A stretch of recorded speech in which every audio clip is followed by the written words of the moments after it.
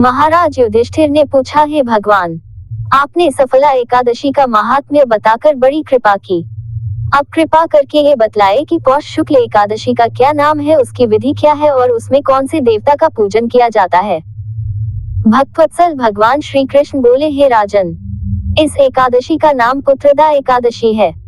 इसमें भी नारायण भगवान की पूजा की जाती है। इस चर और अचर संसार में पुत्रदा एकादशी के व्रत के समान दूसरा कोई व्रत नहीं है। इसके पुण्य से मनुष्य तपस्वी, विद्वान और लक्ष्मीवान होता है। इसकी मैं एक कथा कहता हूँ, सो तुम ध्यानपूर्वक सुनो।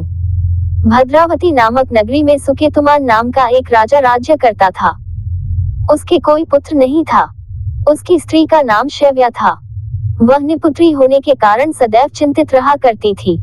राजा के पितर भी रो रो कर पिंड लिया करते थे और सोचा करते थे कि इसके बाद हमको कौन पिंड देगा। राजा को भाई, बांधव, धन, हाथी, घोड़े, राज्य और मंत्री, इन सब में से किसी से भी संतोष नहीं होता था। वह सदैव यही विचार करता था कि मेरे मरने के बाद मुझको कौन पिंडदान करेगा। बिना पुत्र के पितरों और देवताओं का ऋण मैं कैसे चुका सकूंगा। जिस घर में पुत्र न हो उस घर में सदैव अंधेरा ही रहता है। इसलिए पुत्र उत्पत्ति के लिए प्रयत्न करना चाहिए। जिस मनुष्य ने पुत्र का मुख देखा है वह धन्य है। उसको इस लोक में यश और परलोक में शांति मिलती है, अर्थात उनके दोनों लोक सुधर जाते हैं। पूर्व जन्म के कर्म से ही इस जन्म में पुत्र, धन आदि प्राप्त होते हैं। राजा इसी प्रकार रात दिन चिंता में लगा रहता था। एक समय तो राजा ने अपने शरीर को त्याग देने का निश्चय किया, परंतु आत्मघात को महान पाप समझकर उसने ऐसा नहीं किया। एक दिन राजा ऐसा ही विचार करता हुआ अपने घोड़े पर चढ़कर वन को चल दिया तथा पक्षियों और वृक्षों को देखने लगा।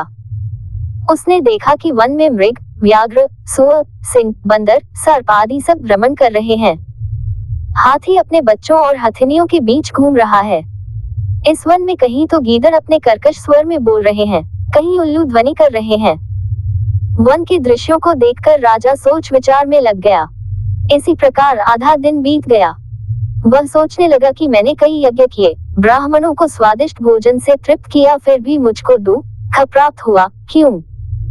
राजा प्यास के मारे अत्यंत दुखी हो गया और पानी की तलाश में इधर उधर फिरने लगा। थोड़ी दूरी पर राजा ने एक सरोवर देखा। उस सरोवर में कमल खिले थे तथा सारस, हंस, मगरमच्छ आदि विहार कर रहे थे। उस सरोवर के चारों तरफ मुनियों के आश्रम बने हुए थे। उसी समय राजा के दाहिने अंग फड़कने लगे।